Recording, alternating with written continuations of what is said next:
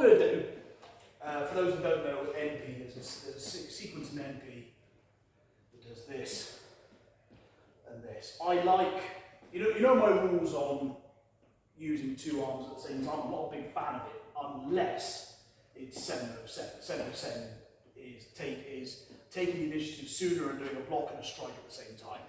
Okay? So we got this first swooping Teisho, and I do this with open hand Teisho as opposed to a traditional closed Teisho, so if you don't like it, come and get me. So palms open as we do this, and then we step off at an angle. Okay? So we're going to kind of play with both of these. I'm going to go a little bit old school, and we're going to do this from this can work from a cross hand grab, but it can also work, like Greg was saying, from an elbow. I'm just going to, so we can either be in line with each other, or maybe I'm here, maybe I'm trying to escape, but it's just a generic arm grab. Okay? I know the sort of joke is that most Bunkai starts from a cross hand grab. So we're going to expand on this and say it can be this, it can be that, it can be this, it can be that. Okay? But regardless, the move is the same. So we're going to take this arm over, and as opposed to what I normally like to teach, which is to come over and grab, we're just going to flick it. Okay?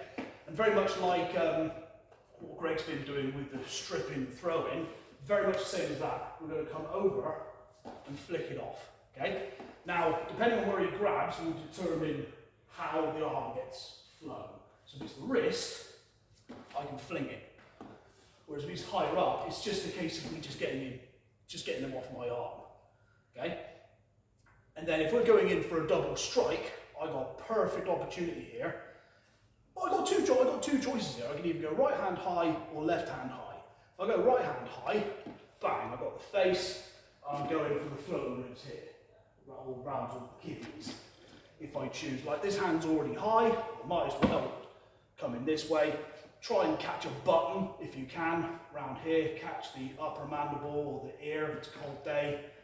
We'll try and come under the chin here. If you come under the chin, you might influence them to move the head a bit more. That's just going to knock a bit of wind out of them.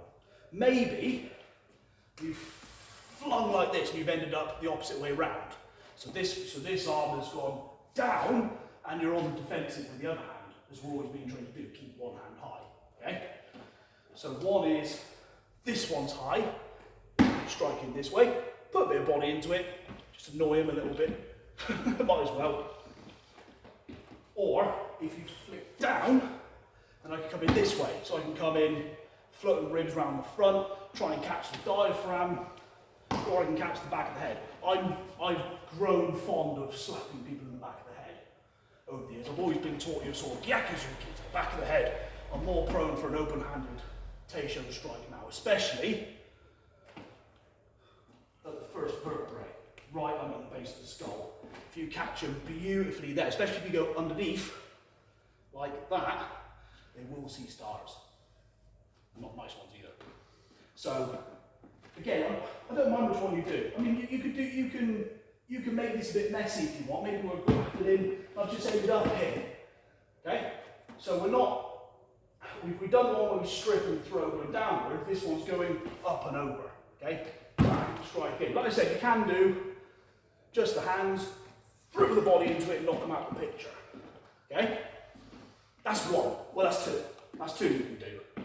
Another one is just, yeah, actually it works quite nicely from this play. Last week we were doing stick in hands.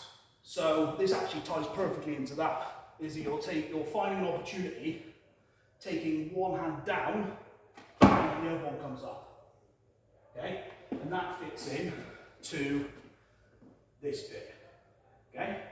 So this being a block, this being a strike. Okay? And the fact that it separates and does it again kind of shows how related it is to the sticking hands aspect. So maybe we're trying to, maybe we're doing the drill we were doing earlier, like trying to play for grips. And I get a bit fed up with it, so I'm going to bang!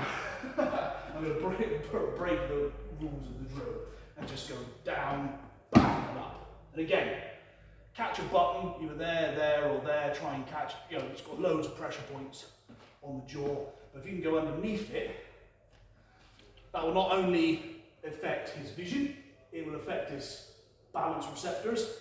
So again, for a brief moment, not only is Greg hopefully thinking, ow, he's also thinking, what's going on? So I bought myself some time for something else. Okay? So we've got a couple there. So do it from the drills we were doing earlier. So just playing, I'm trying to get round the back, he's grabbing my arm, flick it off, either left hand high or right hand high, doesn't matter. So don't sort of panic and go, uh-oh, wrong side, go low. If you end up with right hand high, go high. If you end up with the left hand high,